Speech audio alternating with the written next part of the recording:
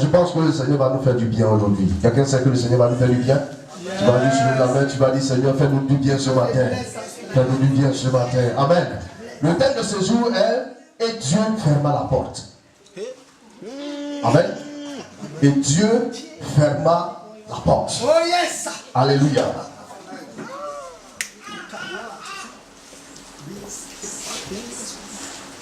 Aujourd'hui, notre étude sera dans le livre de Genèse. Genèse, on va rentrer dans le chapitre 6 de Genèse. Amen. Et nous allons continuer au chapitre 7. Amen. Mais le passage principal, c'est Genèse 7 au verset 16. Alléluia. Genèse 7, verset 16. Qui dit, il entra mâle et femelle de toute chair, comme Dieu l'avait ordonné à Noé. Puis l'Éternel ferma la porte sur lui. Amen. Lorsque nous allons développer le sujet, nous allons arriver sur ce passage. Amen. Mais pour pouvoir comprendre pourquoi le Seigneur a fermé la porte, nous allons rentrer un peu dans l'historique, rentrer un peu dans ce qui s'est passé. Amen. Je sais que quelqu'un connaît déjà l'histoire, parce que c'est l'histoire de Noé, que ce qui s'est passé au temps de Noé. Mais nous allons envoyer cette histoire dans une autre dimension. Nous n'allons pas trop parler de Noé, mais nous allons parler de la dimension de Dieu pendant ce moment. Alléluia. Comment Dieu était, comment Dieu a pensé, comment Dieu a réagi, quelles sont les attitudes que Dieu a utilisées en ce moment, à l'époque de Noé. C'est ce que nous allons étudier aujourd'hui. Alléluia. Nous allons commencer d'abord par le premier chapitre, le premier passage, Genèse 6, du verset 1 au verset 7. Je fais la lecture. Genèse 6, verset 1 au verset 7. Lorsque les hommes eurent commencé à se multiplier sur la face de la terre, et que les filles leur furent nées, les fils de Dieu virent que les filles des hommes étaient belles. Il y en prit pour femmes parmi toutes celles qu'il choisit. Alors l'Éternel dit, mon esprit ne restera pas toujours dans l'homme, car l'homme n'est que chair, et ses jours seront de 120 ans. Les géants étaient sur la terre en ce temps-là, après que les fils de Dieu furent venus avec les filles des hommes, et qu'elles leur eurent donné des enfants. Ce sont ces héros qui furent fameux dans l'Antiquité. L'Éternel vit que la méchanceté des hommes était grande sur la terre, et que toutes les pensées de leur cœur se portaient chaque jour uniquement vers le mal. L'Éternel se repentit d'avoir fait l'homme sur la terre, et il fut affligé en son cœur. Et l'Éternel dit, j'exterminé de la face de la terre l'homme que j'ai créé, depuis l'homme jusqu'au bétail, au reptile, aux oiseaux du ciel, car je me repens de les avoir faits. Alléluia. Ici, nous sommes dans une période où la Bible nous décrit de la méchanceté. Alléluia. Les hommes étaient devenus méchants, les hommes étaient devenus mauvais, les hommes marchaient selon les désirs de leur cœur. Il y avait la violence un peu partout. Alléluia. Et la Bible dit quoi? Que Dieu, sur son trône, a regardé ces personnes et a commencé à se repentir dans son cœur d'avoir créé ces humains-là. Amen. Et ce passage est en train d'abord de nous traduire que Dieu est le créateur de toutes choses. Amen. Et par cela, il est reconnu par son nom d'Elohim, créateur de toutes choses. Amen. Dieu a pris son attribut, son nom d'Elohim, qui signifie créateur, créateur de toutes choses, pour regarder sa propre création, pour regarder ses hommes, pour regarder ses reptiles, pour regarder ses animaux. Et il s'est rendu compte que tout cela était corrompu. Alléluia. Ce passage est en train de te démontrer qu'effectivement, tout ce qui vit, tout ce qui se meut, tout ce qui respire est de lui. Alléluia. C'est lui qui a créé toutes choses. Et quand tu prends dans le livre de Genèse 1, la Bible te parle de comment ces choses ont été créées par la parole vivante de Dieu. Alléluia. Et ce partage te transmet quelque chose. Que l'essence de la vie vient de ton créateur. Quelqu'un va dire amen. L'essence de la vie, ce qui produit la vie en toi, vient de qui? Vient de ton créateur. Vient d'Elohim. Alléluia. Amen. Alléluia. Et qu'est-ce qui se passe? Dieu, son trône, a dû regarder ces hommes pour savoir qu'il y a quelque chose qui se passait sur cette terre. Amen. Dieu a vu qu'il y avait trop de violence. Dieu a vu qu'il y avait trop de situations mauvaises. Alléluia. Et l'un des attributs, l'un des noms de Dieu qui traduit sa connaissance, qui traduit le fait qu'il voit ces choses, même les choses les plus cachées, c'est El Roi. Alléluia. Dieu qui voit. Amen. Et lorsque quelqu'un voit, il a aussi la connaissance des choses. Alléluia. Et ce matin, je veux dire, ce Dieu qui avait créé toutes choses, avait aussi la connaissance des choses, savait ce qui se passait, voyait ce qui se passait. Amen. Donc, dans ta vie de chrétien, dans ta vie de disciple, dans ta vie d'homme, dans ce monde, il faudrait que tu saches que Dieu te voit. Alléluia. Il faudrait que tu saches que Dieu te connaît. Il faudrait que tu saches que toutes les situations que tu vis, Dieu a un regard à l'intérieur. Toutes les situations qui t'arrivent, Dieu est conscient de ces choses. Alléluia. Parce qu'en lui, il y a l'essence de la connaissance. C'est pour ça que la Bible dit quoi? Il est omniscient. Il est présent, parce que si on dit voir, c'est qu'il voit partout. Donc il est omniprésent. Sa présence est partout en même temps. Alléluia. Donc quand quelqu'un vit d'une manière, il se cache dans la chambre, dans le noir, pensant que Dieu ne te voit pas, Dieu te voit. Amen. Dieu te voit. Quand tu penses que tu vas te cacher et les yeux des hommes ne vont pas te voir, lui il te voit. Alléluia. Parce que rien ne peut le surprendre. Et tu ne peux pas te cacher quelque part. Parce qu'il s'appelle Elroy, le Dieu qui voit. Amen. Donc Dieu, par son attribut, par ce nom, voyait tout ce que l'humanité faisait. Amen. Il voyait tout ce que l'humanité se faisait. Maintenant, nous savons que notre Dieu est un Dieu de sang.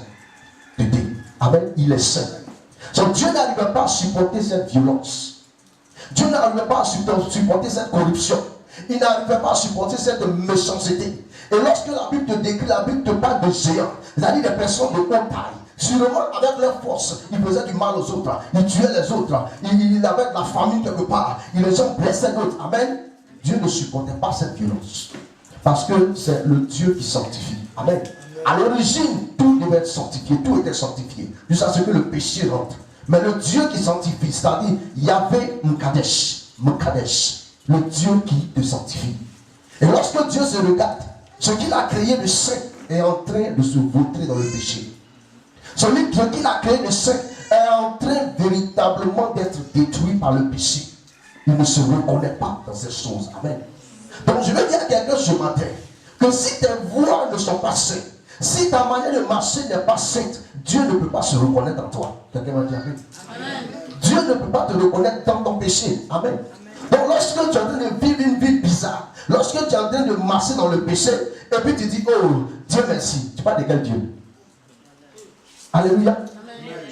Quelqu'un qui a commis un péché, supposons je prends des exemples, il a cherché la femme de quelqu'un. Et puis maintenant, la femme, cette même femme-là lui a donné un peu d'argent. Et puis il dit Dieu merci. C'est à quel Dieu tu dis merci? Alléluia. Tu vis dans le péché. Alléluia. Et tu vas voir que cette époque-là, ce qui se passait à cette époque, n'est pas différent de l'époque dans laquelle nous sommes. Alléluia. La Bible dit quoi? Les enfants, les fils de Dieu sont descendus et ils ont eu des enfants avec les filles de la terre. C'est-à-dire des esprits qui sont faits transformés en chair, sont sortis avec les dames et elles ont eu des enfants. Amen. Mais cela veut dire, si la Bible nous dit que ces choses arrivent, cela veut dire que présentement, il y a des gens qui ne sont pas des hommes. Les soirs, quand les gens vont dans les boîtes de nuit, ce n'est pas seulement des personnes que tu vois. Il y a des esprits. Puisque c'est ce que la Bible nous dit. Amen. Donc tu ne sais pas qui tu rencontres. Tu ne sais pas avec qui tu sors. Tu ne sais pas avec qui tu te promènes. Sinon, c'est un esprit, un gros esprit qui sort à minuit et qui rentre à 5 h du matin. Et tu te promènes avec la personne. Amen. C'est pour ça que vous allez voir des histoires où les gens disent non, quelqu'un était marié pendant 3 ans et le jour il va dans la famille de la personne, dit la personne est morte, ça fait 3 ans. Amen. C'est un démon, c'est un esprit qui se promène. Amen. C'est pour cela qu'il faudrait que nous fassions attention à nos voies. Il faudrait que nous soyons conduits par l'Esprit de Dieu et il faudrait que nous marchions dans la sanctification. Parce que quand tu marches dans la sanctification, ces choses-là ne pourront pas être sur ton chemin parce que l'Esprit de Dieu qui est en toi va t'animer pour te faire reconnaître ces dangers qui sont devant ta vie. Alléluia. Amen. Amen. On va doucement. Allez, alléluia.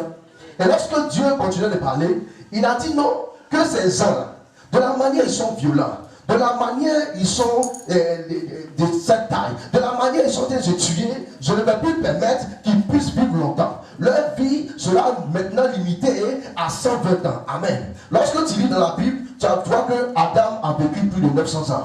Telle personne a fait plus de 900 ans. Et toutes ces choses. Mais à ce moment-là, quand Dieu a vu la violence, il a dit ces gens-là, ils ne vont plus vivre longtemps.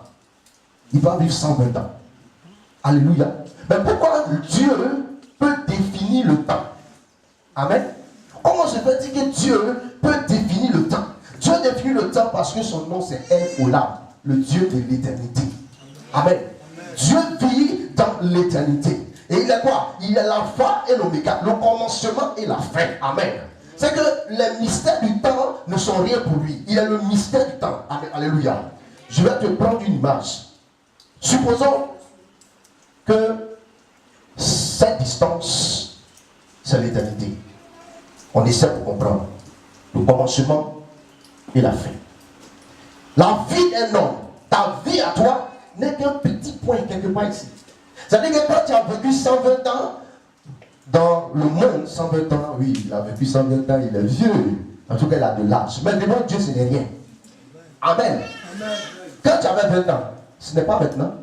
Quand tu avais 20 ans, c'était juste à côté. Alléluia. Mais actuellement, en quelques temps, tu es dans la trentaine, tu es dans la quarantaine, tu es dans la cinquantaine. Alléluia. Et Dieu qui vit dans l'éternité a décidé que cela soit ici, à cause de cette méchanceté-là. Amen. Mais lui qui vit dans l'éternité nous fait comprendre plus tard, et lorsque nous allons encore continuer, que nous pouvons bénéficier de cette éternité si nous sommes avec lui. Alléluia. Amen. Amen. Amen. Amen. Nous allons doucement. Nous allons continuer. Et pendant que ce monde-là était mauvais, les gens vivaient dans le péché. Et Dieu a vu ces choses. Dieu a dit non, je vais détruire ces gens. Je vais détruire la création. Les oiseaux, les bœufs, les hommes, je vais les anéantir tous. Parce que je me repens de les avoir fait. Amen.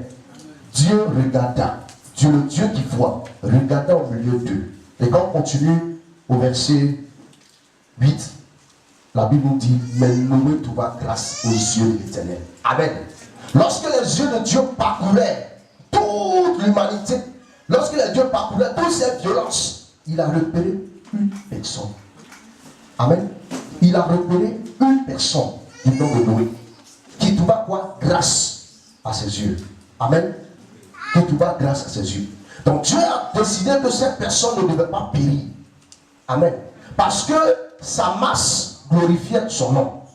Au milieu de tout ce péché, sa masse à lui glorifiait son nom. Amen.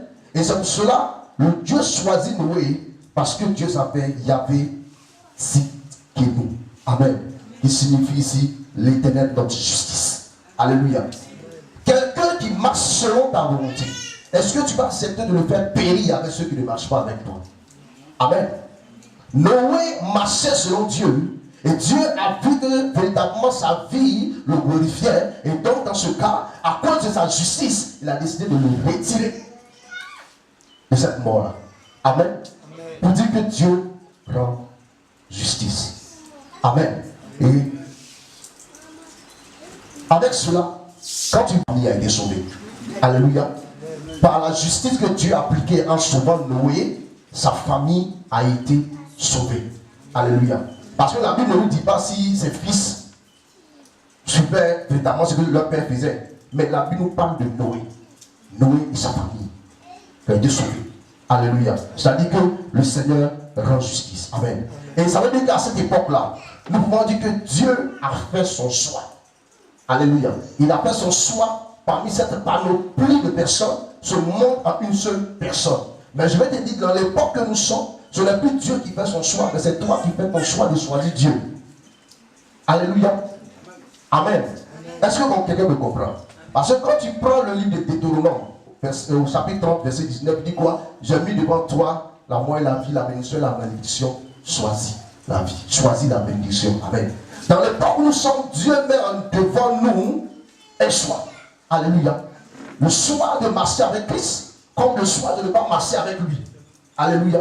Parce que dans l'époque où nous sommes, personne ne peut dire qu'il n'a jamais entendu parler de Jésus. Amen. Sur Internet, on parle de Jésus. À la radio, on parle de Jésus. À la télévision, on parle de Jésus. Quand tu marches dans les rues, on te donne les petits papiers sur Jésus. Il y a toujours des programmes qui sont organisés. Quand tu passes, les gens parlent dans les rues, parlent de Jésus. Alléluia. Sur WhatsApp, on parle de Jésus. Donc, qui pourra dire qu'il n'a jamais entendu parler de Jésus? Même dans les forêts d'Amazonie, où il y a les tribus qui sont encore, qui se prenaient un peu nuit avec les feuilles de banane, les gens commencent à parler de Jésus là-bas. Et pourtant, nous qui sommes dans les villes, certains ne savent pas que véritablement c'est lui qui apporte le salut. Alléluia. Donc je veux dire à quelqu'un que si tu n'as pas accepté Jésus maintenant, tu ne pourras pas te justifier devant lui. Surtout pour dire non, je n'ai jamais entendu parler de toi, il va te confondre. Autant que tu as Accra ici, Accra, tu vas dire je n'ai jamais entendu parler de Jésus. Tu es en train de te mentir toi-même. Alléluia. Et c'est ce qui se passe. Et comme je vous le dis, il y a un choix. Quand tu prends le livre de Matthieu 6 au verset 24, la Bible nous parle d'un choix. Que nul ne peut suivre deux maîtres à la fois. Tu ne peux dire tu suis Dieu et suivre maman à la fois. Soit tu marches véritablement comme un chrétien, soit tu marches véritablement comme un enfant de Dieu, ou soit tu décides de marcher avec maman, le Dieu de l'argent, le Dieu de ce monde, qui est un des témoins qui Satan travaille. Amen. C'est un choix. Pour dire que la vie du chrétien, la vie de la personne qui a véritablement pense qu'il veut suivre Jésus, c'est une décision. Amen. Tu ne peux pas avoir un pied dehors, un pied dedans. Ce n'est pas possible. Soit tu marches avec Christ, soit tu ne marches pas avec lui. C'est comme ça que les choses se passent. Amen. Donc nous comprenons que Dieu justifie. Dieu justifie ceux qui ont cru en lui. Amen. Et tu vas noter ça quand tu prends du verset 9. Quand tu prends du verset 8 au verset 12, tu vas comprendre aussi pourquoi Dieu a aussi pris Noé. Dieu a vu que dans cette situation, il allait détruire le monde. Amen. Il a vu qu'il allait véritablement détruire le monde. Et le plan de salut qu'il a établi pour sauver certaines personnes, c'est-à-dire Noé et sa famille, il avait besoin de quelqu'un qui allait être obéissant. Amen. Quelqu'un va dire obéissance. Il fallait quelqu'un d'obéissant.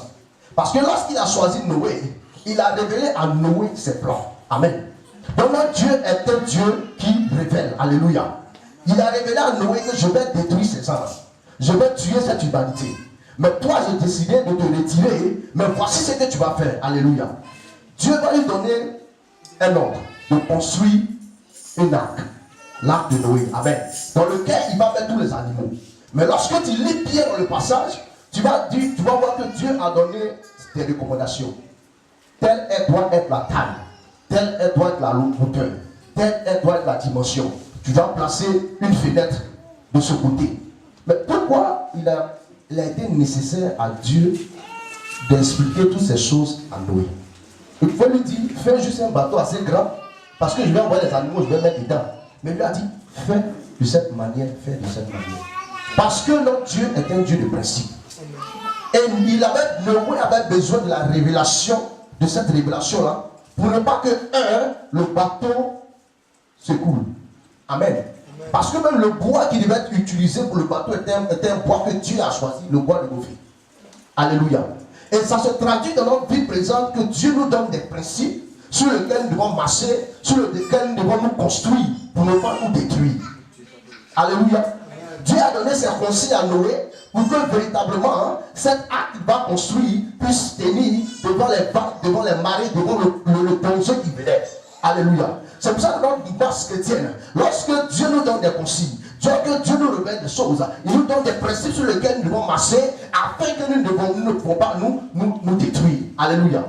Et lorsque Dieu te parle dans sa parole, il te dit fais ça ma fille, fais ça mon fils, pour ne pas que tu reçois cette conséquence, il faudrait que tu le fasses. Parce qu'il a la révélation des choses à venir. Il est l'alpha et l'oméga. C'est-à-dire que ta vie, Dieu a déjà fait les probabilités de tous les choix que tu vas faire, selon les questions que tu te poses. Il a déjà fait ses probabilités. Il sait ce qui se passe dedans. C'est pour ça que quand il y a une situation qui t'arrive, Dieu te dit ne fais pas ça. Il ne faudrait pas que tu le fasses. Alléluia. Parce qu'il sait ce qui t'attend. Alléluia. Mais souvent quand on est têtu, on est bandit, on ne veut pas le faire. On marche dans notre voie. Et plus tard, quand on va se cogner la figure, on revient se repentir en train de pleurer. Seigneur, j'ai mal fait. Et puis tu regardes. Mais je t'avais déjà dit. Alléluia. Apprenons à marcher selon les principes de Dieu. Alléluia. Et lorsqu'on continue, ce plan a été envoyé comme un plan de salut pour sauver quelques personnes, pour sauver des animaux, pour que les choses puissent être reconstruites. Et lorsque tu transportes cela dans notre temps présent, dans le temps de la grâce, Dieu a envoyé Jésus-Christ afin que nous bénéficions de ce salut. Amen. Et par cela, nous voyons qu'il a le nom de El Shibor. Amen. Et tu vas prendre le livre d'Ésaïe, Ésaïe 9, versets 6 à 7, Ésaïe 9.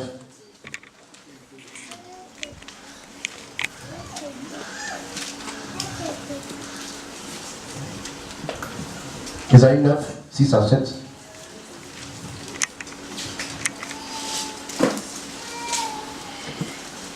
Je vais lire rapidement pour nous.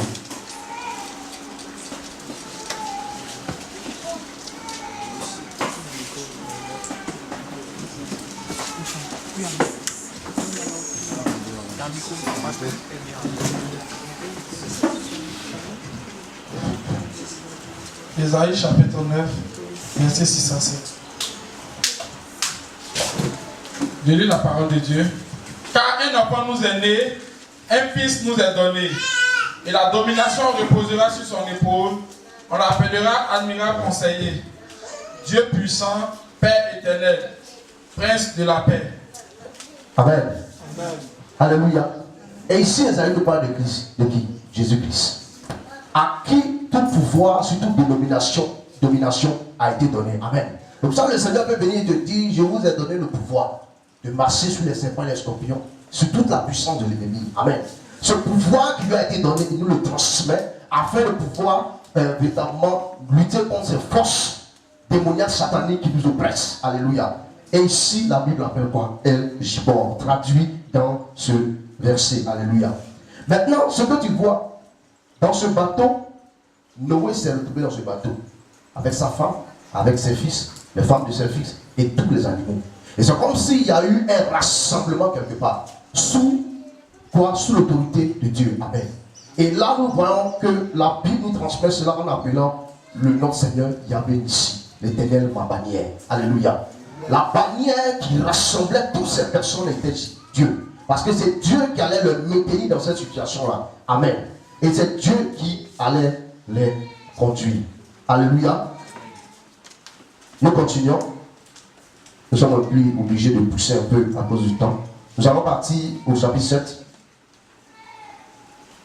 Amen. Chapitre 7. L'Éternel dit à Noé, entre dans l'arche, toi et toute ta maison, car je t'ai vu juste devant moi parmi cette génération.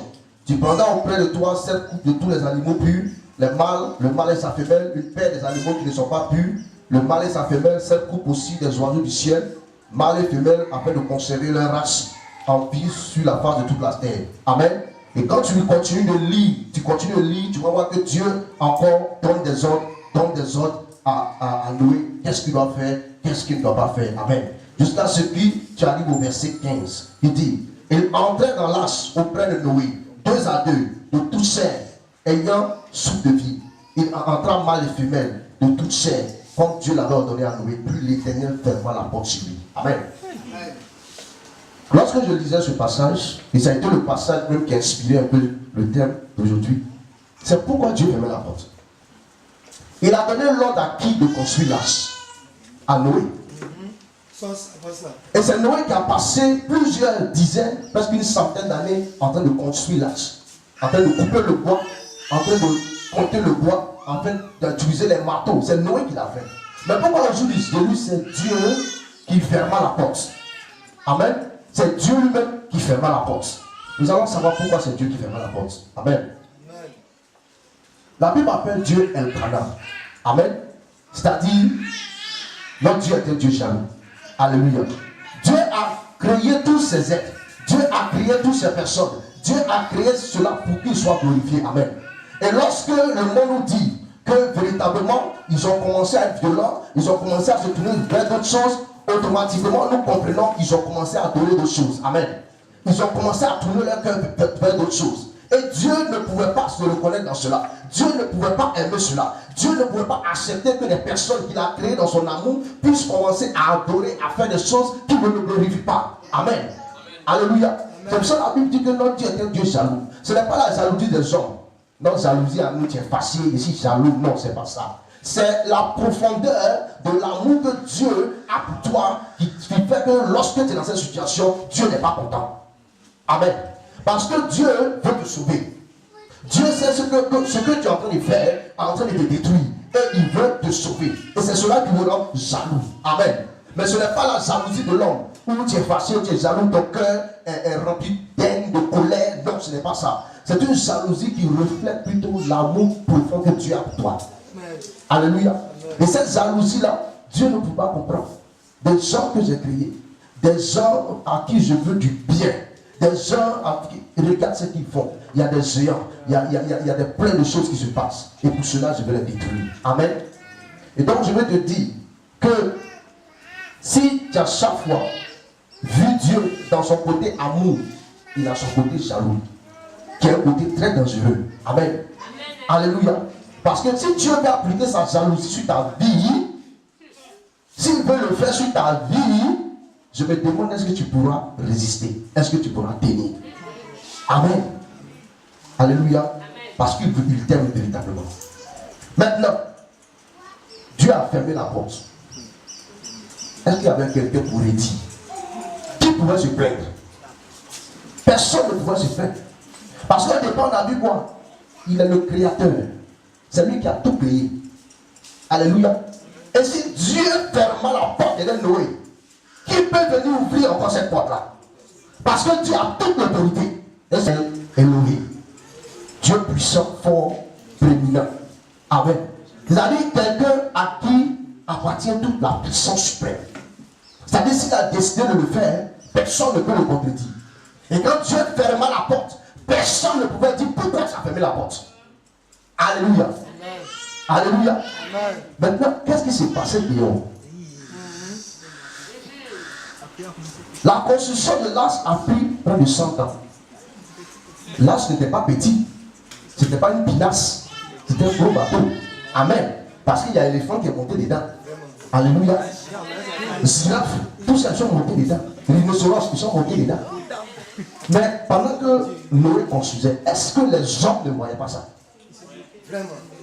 Donc disons-nous, est-ce que les hommes ne voyaient pas ce bateau? Les gens voyaient ce bateau. Les gens se disaient, mais Noé, là, il est fou. Noé, il ne connaît rien. Noé, c'est un menteur, c'est un homme qui peut venir nous détruire. C'est ce qui s'est passé. Donc, quand Dieu a fermé cette porte, Dieu a pris la responsabilité sur lui-même. Parce qu'il est Dieu. Et c'est lui qui a décidé. Amen. Alléluia. Parce que quoi? Noé était un homme, n'est-ce pas? Noé était un homme. Alléluia. Je suis en train de recevoir une deuxième révélation. Pourquoi Dieu a demandé à Noé de mettre la fenêtre en haut? Alléluia. Parce qu'il y a des gens qui allaient se noyer dans cette eau. Il y a des gens, quand l'eau allait monter, ils allaient être sur les petits bois. Noé ouvre la porte. Noé ouvre la porte. Noé ouvre la porte. Mais si la fenêtre était trop basse, peut-être le cœur de Noé allait être tellement attristé qu'il allait mettre une corde pour pouvoir les tirer. Mais où cette fenêtre est là, tu ne peux pas monter là-bas. Alléluia. Alléluia. Alléluia. Dieu ferme la porte. Noé ne peut pas ouvrir. Même s'il a dit à l'éléphant pour pousser, il ne peut pas ouvrir. C'est fermé. Et c'est pour cela que Dieu est en train de nous montrer que notre Dieu est un Dieu responsable. Alléluia. C'est-à-dire, si tu n'es pas avec lui, il va te montrer que tu n'es pas avec lui. Alléluia. Parce que l'erreur que les gens font, ils se disent que Dieu, il est tellement amour. Quand tu fréquentes certaines sectes, certaines personnes, oh, Dieu l'amour, Dieu il est trop amour pour avoir un frère. Dieu il est trop amour pour vraiment, tu vois, Dieu il est amour, tu vois. J'ai fréquenté, j'étais pas fréquenté, mais j'avais la famille qui était dans une secte. Pour eux, l'enfer n'existe pas. C'est-à-dire, quand tu es proche de Dieu, tu es au paradis. Quand tu n'es pas proche de Dieu, tu es dans les ghettos. Tu vois, non? Voilà. Mais, Bracoti, voilà. Mais c'est que tu es au dehors du paradis, mais ça va quoi. C'est comme ça. Donc, il n'y a pas fait. Mais si ce Dieu-là, qui a fermé la porte, qui a laissé ces gens-là mourir, tu ne crois pas en ça, c'est très dangereux. Amen. L'enfer existe. La GM, alléluia. Amen. Et comme on le disait, Dieu est souverain. Souvent nous sommes là, Seigneur, pourquoi tu m'as fait ça? Seigneur, pourquoi tu te plais pourquoi? C'est ton camarade. Il fait ce qu'il faut. Et personne n'aura à redire. Alléluia. La seule chose que tu peux faire véritablement pour bénéficier des grâces de Dieu, soit accroché à lui. Adore-le sincèrement. Et Dieu te bénit. Alléluia. Mais ce que tu dois faire, les principes que tu dois suivre, tu ne les suis pas. Et quand quelque chose arrive, tu interroges Dieu. Tu es qui? Des millions de personnes sont mortes ce jour-là. Ce n'est pas 200 000. Des millions de personnes sont mortes quand la porte a été fermée. Mais Dieu n'a pas tenu compte d'eux. Amen. Il faudrait que nous, véritablement, nous aimons le Seigneur. Alléluia. Amen. Et Jésus est venu pour nous montrer la voie. Véritablement, comment nous devons adorer notre Dieu. Véritablement, comment nous devons servir notre Dieu. Amen. Amen. Et Dieu ferma la porte. Au temps de Noé, Dieu a fermé cette porte pour que ceux qui sont à l'intérieur de ce navire soient sauvés. De là, soient sauvés. Mais avec le temps, comment Dieu ferme la porte. Amen. Dieu continue de fermer la porte. Et il ferme la porte. Je vais vous expliquer. Dieu ferme la porte de deux manières. La première manière, c'est au jour de la mort. Amen. Nous vivons. Nous sommes là, nous naissons, nous grandissons. Et un jour, nous allons partir. Amen. Mais la Bible déclare que quoi? Qu'il est réservé à l'homme de mourir une seule fois. Après quoi vient le jugement. C'est-à-dire, à ce jour particulier de ta mort, à ce jour particulier de ta mort, si tu n'es pas dans les paris du Seigneur, si tu n'as pas fait la paix avec Dieu, et que cet instant arrive, où tu passes le port, la porte est fermée pour toi. Parce qu'après ça, il n'y a plus de rédemption. Alléluia. Est-ce que quelqu'un me comprend? Amen. Écoutez, ne vivons pas comme si demain il n'y aura rien. Alléluia. C'est aussi ce que Satan envoie pour nous faire croire que la vie est bien. Ok, on vit, il faut bien vivre. Il y a la mort qui arrive. Alléluia. J'ai eu l'occasion de causer avec deux de mes patrons qui sont blancs, qui ne croient pas à paradis, à l'enfer. Non, pour eux, tu nais, tu meurs, et c'est fini. Voilà, c'est ça. Donc, j'ai demandé à un, quand tu penses, est-ce que quelqu'un comprend tes pensées? Il dit non, ce sont mes pensées. Donc, je lui ai demandé, mais bon, toi, l'homme, comment l'homme a été créé? Il dit non, l'homme, il est né, bon, c'est l'évolution. C'est les gens qui croient au singe, là. L'évolution, l'homme est quitté dans le singe, et puis il dit, ah, ok. Et là, je lui ai posé une seule question. Ok. Comment l'évolution a su que tes voies nasales, c'est-à-dire ton nez, les voies de ton nez, va les connecter à tes voies buccales, c'est-à-dire aux connexions de ta bouche, pour que lorsque tu sois enrhumé, ta bouche puisse s'ouvrir pour que tu puisses respirer. Il faut m'expliquer ça un peu. Ah, le gars, il a commencé à réfléchir. Il dit, mais tu ne penses pas que c'est un miracle? Tu ne penses pas que c'est quelqu'un, c'est un Dieu créateur qui a créé toutes ces choses-là? Et on s'est laissé. À une autre personne, je pouvais dire, vous, il croit à la théorie du Big Bang. C'est-à-dire qu'un jour, les choses ont explosé, boum, et puis la terre a apparu. L'univers a apparu. Je dis, bon, d'accord. Vous dites que ça a explosé, mais l'explosion est quittée où? La poussière qui a explosé, c'est quittée où? Qui a créé? Qui ne peut pas répondre. C'est quelque chose que la science ne peut pas répondre. Cette sagesse des hommes est une folie pour Dieu. Et c'est ce que Satan est d'utiliser pour les tuer. Mais nous croyons à un Dieu vivant, un Dieu créateur, un Dieu puissant, qui vit éternellement. Alléluia. Amen. Donc, comment Dieu ferme la porte, nous avons appris que c'est par la mort. Amen. Mais nous, enfants de Dieu, alléluia, nous qui avons accepté Christ comme notre Seigneur Sauveur personnel, nous ne mourrons pas, nous dormons. Alléluia. Nous dormons. Amen. Parce que, en tant qu'enfants du royaume, nous vivons déjà dans l'éternité. Nous marchons dans l'éternité. Nous avançons dans l'éternité. Donc la mort ne nous fait pas peur. Alléluia. Alléluia. La mort ne nous fait pas peur. C'est celui qui n'a pas connu Jésus à qui la mort va faire peur. Sinon la mort ne nous fait pas peur. Avant, quand j'étais dans le véhicule, je partais, je voyais quand la voiture fait un peu, façon là. Tu as un peu peur, façon. Maintenant tu es serein. Yes. Tu es serein et puis tu avances. Alléluia. Amen. Et c'est la première dimension dans laquelle tu fermes la porte. Quand le jour de notre mort arrive. Amen. Et la deuxième dimension, c'est au jour de l'enlèvement. Ceux qui ne vont pas partir jusqu'au jour du Seigneur, au jour de l'enlèvement. Quand la trompette va sonner, si tu n'as pas décollé, si tu n'as pas décollé, si le Saint-Esprit n'est pas en toi pour te rendre léger, pour décoller. Et ce qui est grave, il y aura des chrétiens qui seront pilotes d'avion qui vont décoller. Et puis l'avion n'a plus de pilote. Ceux qui sont dedans, ils font comment? Le chauffeur de taxi, il est chrétien, il décolle. Toi, tu es derrière, tu n'es pas chrétien. Tu fais comment? Camion qui arrive derrière toi, il est en train de filer, le chauffeur, il est chrétien, il s'en va, il n'a pas frein, il vient, tu fais comment? Alléluia. Il faut pouvoir décoller. Amen. Il faut pouvoir décoller. Je veux un peu rentrer dans quelques petites chose. Amen. Une intervalle, allez. Alléluia. Je vais un peu parler un peu de la manifestation de certains démons qui essaient de nous toucher dans notre vie chrétienne. Amen. Nous allons parler d'abord du démon de l'avidité. Les athéistes, les gens qui ne croient pas en Dieu, les sept bizarres, c'est des démons qui font ça. Amen. Satan là, il n'est pas content. Il ne veut pas nous laisser, il ne veut pas laisser l'humanité sauver. Alléluia. Parce que si vous êtes sauvés, on est nombreux à sauver, il n'y aura pas assez de clients à lui dans l'enfer. Alléluia. Et son travail, c'est d'envoyer les gens en enfer. Amen. Et il a détaché assez de démons pour faire son travail. Amen. Mais souvent, ces démons travaillent d'une manière subtile. Alléluia. Tu vas avoir des sectes. Quand tu rentres dans ces sectes-là, tout est beau.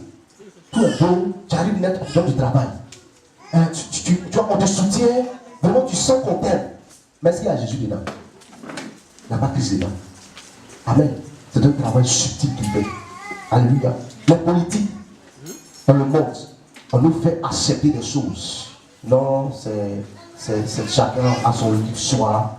On peut choisir d'être homosexuel, c'est pas un problème. Voilà, on décide, c'est des trucs comme ça. Satan le fait pour détruire l'humanité. Parce que la Bible appelle cela la confusion. Donc je veux attirer ton attention de ne pas tomber dans les pieds de Satan.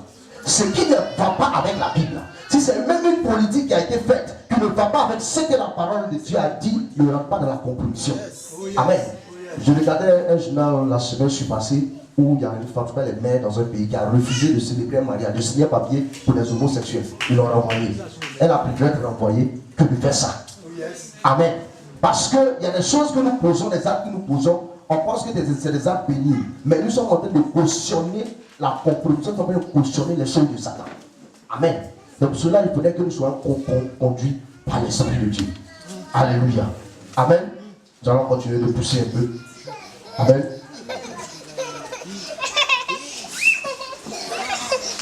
Quand nous disons que la deuxième manière de l'enlèvement, c'est à l'enlèvement quand Dieu va encore fermer la porte. Amen. Et nous devons véritablement construire notre vie de chrétien. Être véritablement des personnes dévouées. Des personnes qui marchent selon la parole de Dieu, selon la parole de Christ. Amen. Maintenant, si tu entends la voix de Dieu, il faudrait que tu crois en cette parole. Parce que sa parole est vérité. Sa parole est vie. Sa parole te donne la vie. Alléluia. Tu sais, je veux te dire ce matin, si tu n'as pas connu Dieu, tu vas penser qu'il est tellement amour que véritablement il va sauver tout le monde. C'est ce jour-là les gens seront surpris. Parce qu'il y a un jugement qui vient. Alléluia. Il y a un jugement qui vient. Et il ne faudrait pas que nous tombions dans ce piège. Parce que notre Dieu est un Dieu jaloux. Il ne partage pas sa gloire avec quelqu'un. Il ne partage pas la bénédiction qu'il te donne avec quelqu'un. C'est pour cela, si tu as accepté Christ comme ton Seigneur sauveur personnel, il faudrait que tu t'accroches à lui. Tu marches avec lui. Parce que Dieu a des plans encore pour toi. Amen. Alléluia. La Bible appelle Jéhovah Jireh, le Dieu qui pourvoit. Quand tu as besoin de quelque chose, tourne-toi avec ton Dieu. Parce que c'est son nom ce matin. Et il faudrait que nous sachions qu'il y a un temps final qui arrive. Amen. Il y a un jugement qui arrive. Amen. Il y a un jugement qui arrive. Et celui qui n'a pas connu Christ, celui qui n'a pas accepté Christ, ne pourra pas rentrer dans le royaume de Dieu. Parce que Dieu va fermer la porte. Amen. Dieu va fermer la porte. Et si tu ne veux pas que Dieu te ferme la porte, tu ne veux pas aller souffrir dans la géhenne avec ceux qui n'ont pas accepté Jésus, avec ceux qui ont été les camarades de Satan, avec Satan lui-même, ses démons. C'est le moment pour toi de t'accrocher à la parole de Dieu. C'est le moment pour toi d'accepter Christ dans ta vie. C'est le moment pour toi de véritablement d'être un disciple de Jésus. C'est le moment pour toi de vivre pour la gloire de ton Seigneur. Parce que tes œuvres aussi vont parler pour toi. Ta récompense sera selon les œuvres que tu auras faites. Alléluia. Et ce matin, je veux véritablement encourager quelqu'un. Souvent, les gens te parlent de Jésus. On te parle de Jésus de différentes manières. Mais toi-même, tu as ta propre pensée, tu as ta propre vie. Mais je veux dire à quelqu'un ce matin qu'il est préférable pour toi d'être conduit par l'Esprit de Dieu. Parce que c'est l'Esprit de Dieu qui va t'envoyer la révélation véritablement de pourquoi Jésus est venu pour toi. Afin que tu sois sauvé. Alléluia. Je veux encourager quelqu'un ce matin. Nous voulons bénir le nom du Seigneur. Amen. Alléluia. Nous allons nous donner debout. Amen.